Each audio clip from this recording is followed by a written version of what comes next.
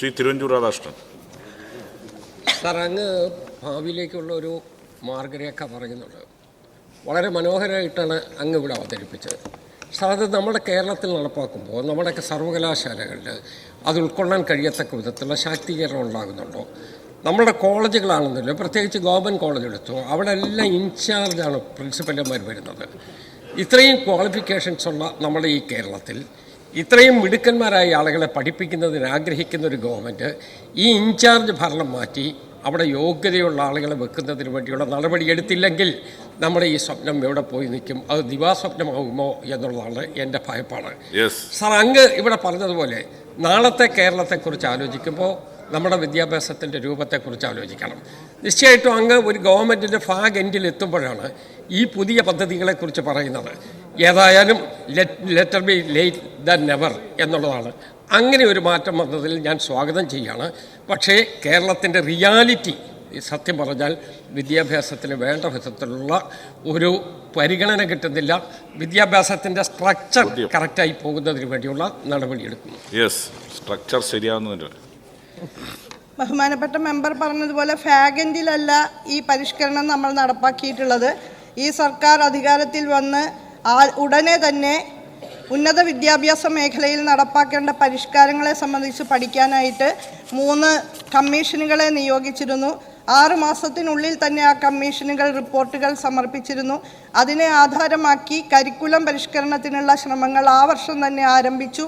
തൊട്ടടുത്ത വർഷം വളരെ വിപുലമായിട്ടുള്ള വർക്ക്ഷോപ്പുകൾ സംഘടിപ്പിച്ചുകൊണ്ട് ഈ സമഗ്ര പരിഷ്കരണത്തിലേക്കുള്ള മാറ്റത്തെ സംബന്ധിച്ച് എല്ലാ സ്റ്റേക്ക് ഹോൾഡേഴ്സിനും നല്ല നിലയിലുള്ള പരിശീലനം കൊടുത്തുകൊണ്ടാണ് നമ്മൾ 4 ഇയർ UG പ്രോഗ്രാം ആരംഭിച്ചിട്ടുള്ളത്. 2 മാസം കൂടുമ്പോൾ ഉന്നത വിദ്യാഭ്യാസ മന്ത്രി തന്നെ പങ്കെടുത്തുകൊണ്ടുള്ള റിവ്യൂ യോഗങ്ങൾ ഇതുമായി ബന്ധപ്പെട്ട് നടത്തുന്നുണ്ട്. നമ്മുടെ സ്ഥാപനങ്ങളെല്ലാം ഇതുമായി ബന്ധപ്പെട്ട് നല്ല നിലയിൽ ശാക്തീകരിക്കപ്പെട്ടിട്ടുണ്ട്. എല്ലാ വിധത്തിലുമുള്ള മുന്നൊരുക്കങ്ങളോട് കൂടിയാണ് നമ്മൾ ഈ പരിഷ്കരണങ്ങളിലേക്ക് പോയിട്ടുള്ളത്. ഇതിൻ്റെയൊക്കെ ഭാഗമായിട്ട് നമ്മുടെ സ്ഥാപനങ്ങൾ, സർവകലാശാലകളും കലാലയങ്ങളും ഗുണനിലവാര പരിശോധനകളിൽ മികച്ച നിലവാരം പുലർത്തുന്നു എന്ന് ദേശീയ അന്തർദേശീയ ഗുണനിലവാര പരിശോധനാ ഏജൻസികൾ സാക്ഷ്യപ്പെടുത്തുന്നുണ്ട്. NAAC അക്രഡിറ്റേഷനിൽ നമ്മുടെ സർവകലാശാലകൾ, കേരള സർവകലാശാലയും MG യൂണിവേഴ്സിറ്റിയും NAAC അക്രഡിറ്റേഷനിൽ A++ ആണ് നേടിയിട്ടുള്ളത്. കാലിക്കറ്റ്, കുസാറ്റ്, കാലടി സർവകലാശാലകൾ A+ നേടി. 18 കലാലയങ്ങൾ ഇതിനകം A++ നേടിയിട്ടുണ്ട്. 48 കലാലയങ്ങൾ A+ നേടിയിട്ടുണ്ട്. 87 കലാലയങ്ങൾ A ഗ്രേഡ് നേടിയിട്ടുണ്ട്.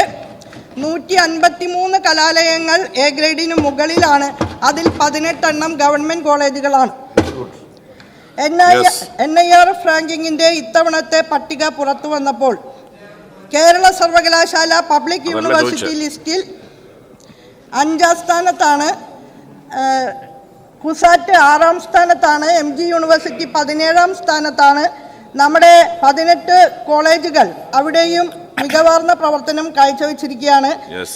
അപ്പോൾ അത്തരത്തിൽ മിന്നുന്ന പ്രകടനം കാഴ്ചവെച്ചുകൊണ്ട് ആദ്യ 100-ൽ 18, ആദ്യ 300-ൽ 74, അങ്ങനെ രാജ്യത്തെ 25% മികച്ച കോളേജുകൾ കേരള സംസ്ഥാനത്താണ് ഉള്ളത് എന്ന് NIRF റാങ്കിംഗ് പട്ടിക തന്നെ സൂചിപ്പിക്കുന്നു. പിന്നെ ബഹുമാനപ്പെട്ട മെമ്പർ പറഞ്ഞ പ്രിൻസിപ്പൽമാരുടെ കാര്യം, അത് കോടതിയിൽ കാറ്റിൽ കേസ് നിലനിൽക്കായിരുന്നു. കേസിൻ്റെ അന്തിമ വിധി വന്നു. അതിനെ തുടർന്ന് ഇൻ്റർവ്യൂ കഴിഞ്ഞിട്ടുണ്ട്. ഉടനെ തന്നെ നമുക്ക് ഇതുമായി ബന്ധപ്പെട്ട് ലിസ്റ്റ് പ്രസിദ്ധീകരിക്കാനാകും. സ്ഥിരം പ്രിൻസിപ്പൽമാരെ നിയമിക്കാനാകും. പക്ഷേ പ്രിൻസിപ്പൽ ഇൻചാർജ് പോസ്റ്റിലിരുന്നവരൊക്കെ തന്നെ പ്രിൻസിപ്പൽമാരാവാൻ യോഗ്യതയുള്ളവർ തന്നെ ആയിരുന്നു. അവരുടെ നേതൃത്വത്തിൽ NAAC അക്രഡിറ്റേഷനിലും NIRF റാങ്കിങ്ങിലുമെല്ലാം നമ്മുടെ ഗവൺമെൻറ് കോളേജുകൾക്കും നല്ല നിലയിൽ മുന്നേറാൻ കഴിഞ്ഞിട്ടുണ്ട് എന്നുള്ള കാര്യം ഞാനിവിടെ അറിയിക്കുകയാണ്.